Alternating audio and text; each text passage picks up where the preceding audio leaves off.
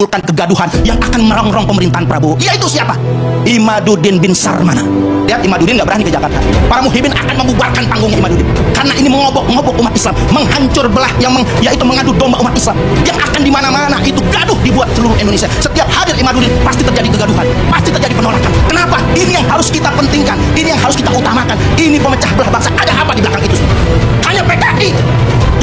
Kalau mereka mau niatkan, selesaikan.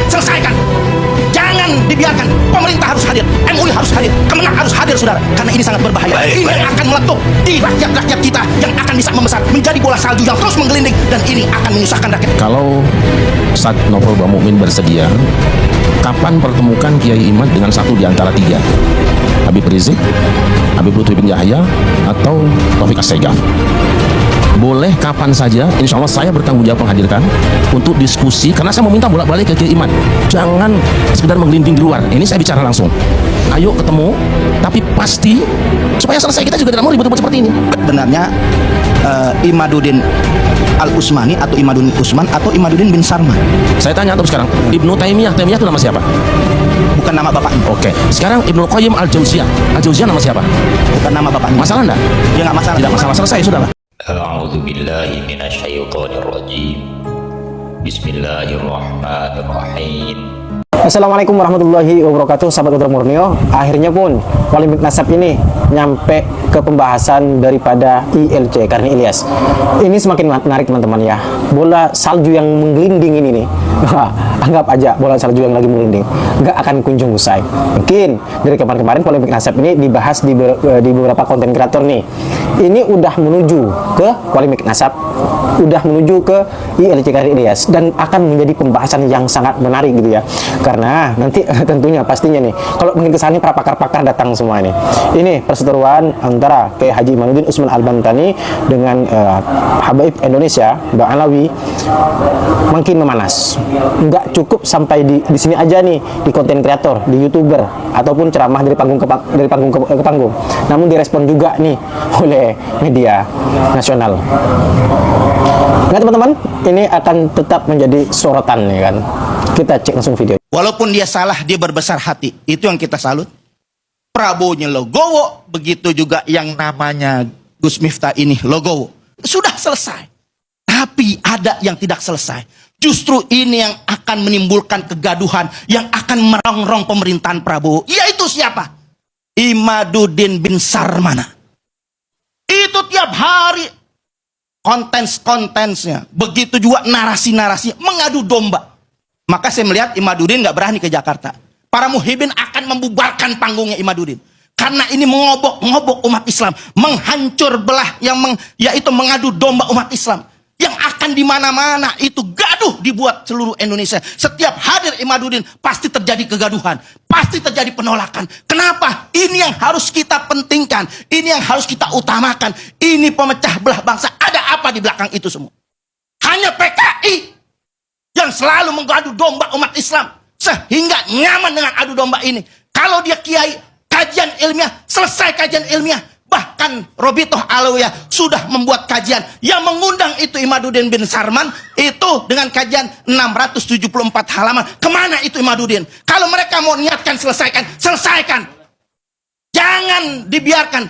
Pemerintah harus hadir, MUI harus hadir, Kemenak harus hadir, saudara. Karena ini sangat berbahaya. Ini yang akan meletup di rakyat-rakyat kita yang akan bisa membesar menjadi bola salju yang terus menggelinding, dan ini akan menyusahkan rakyat Indonesia. Terima kasih.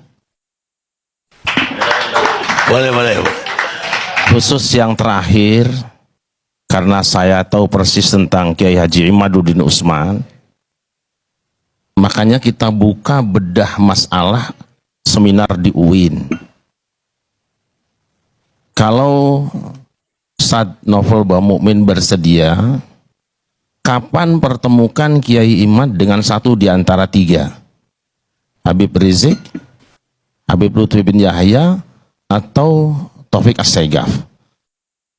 Boleh kapan saja, insya Allah saya bertanggung jawab menghadirkan untuk diskusi, karena saya meminta bolak-balik ke Kiai Imad, jangan sekedar menggelinding di luar. Ini saya bicara langsung.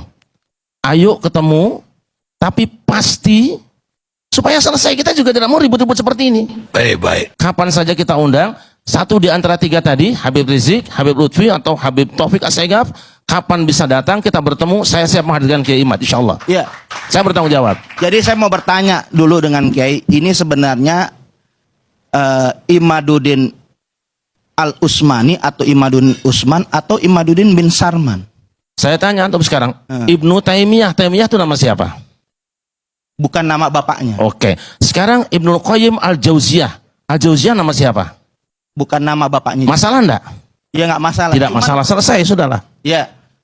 Cuman kan kita harus tahu. Saya kira sudah, tidak usah pakai cuman, sudah selesai kalau ada masalah. tapi kan? ini Oke, ini tidak topik pembicaraan kita malam ini. betul, betul, betul.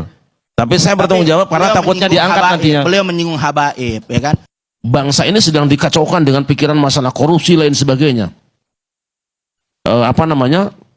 Kontroversi antara satu kelompok dengan yang lainnya. Ini belum sembuh sampai hari ini. Nah, maka apapun yang dilemparkan, ditiup angin oleh kepentingan-kepentingan yang lain, dia akan membakar secara luas tak kemana-mana. Jadi saya katakan bahwa Gus Miftah kesalahannya ada, kita tidak mengatakan tidak salah, ada kesalahannya, kurang tepatnya dia lupa siapa hari ini beliau. Dalam konsep Al-Quran, ini masa saya menghadapi orang banyak ya, ketika ada orang yang membawa informasi kepada Anda, maka yang wajib bagi Anda adalah tabayyun. Fatabayyanu. Ketika ada postingan, ketika ada berita, ketika ada warta yang cenderung menjatuhkan kehormatan seseorang, kamu tidak otomatis boleh ikut menjas dia itu benar salah, kemudian melakukan satu ucapan atau tindakan yang membuat dia tambah terhina. Tabayun dulu. Kedua, tasabut. Pastikan bahwa motivasi dari dia mengucapkan itu hanya satu. Tidak ada alternatif yang lain. Kalau ada alternatif yang lain, maka Anda tidak boleh putuskan dulu menyikapinya dan komentar bahwa ini A, B, C, D. Tidak boleh. Itu tasabut. Kebencian kepada satu kelompok orang jangan sampai membuat kita tidak adil menyikapinya. Wala yajrimannakum syana'anu qaumin 'ala alla ta'dilu. I'dilu huwa aqrabu littaqwa. Jangan kebencianmu kepada sekelompok orang membuat kamu tidak adil menilainya. Tidak boleh. Makanya di ayat tadi, iyakun ghaniyan aw faqiran fallahu aula bihima. Jika kamu bersaksi tentang seseorang, adillah. Kalau dia kaya, jangan kamu terpengaruh, takut nggak kebagian kekayaannya. Kalau dia besar, jangan kamu silau dengan besarnya. Au fakiran, atau dia kecil atau dia miskin, kamu tidak perlu kasihani dia. Kalau memang dia salah-salahkan, kalau benar dia benarkan. Saya dalam beberapa hal memang berbeda dengan Gus Miftah, tapi dalam hal ini saya melihat dia melakukan yang benar, tetapi bisa jadi karena di saat yang mungkin tidak disadari ada sesuatu di situ, dan ada di antara manusia yang memang sedang menunggu momen-momen ini. Sekecil apapun, kalau bisa digoreng, tukang gorengan pasti dia akan beli itu tempenya.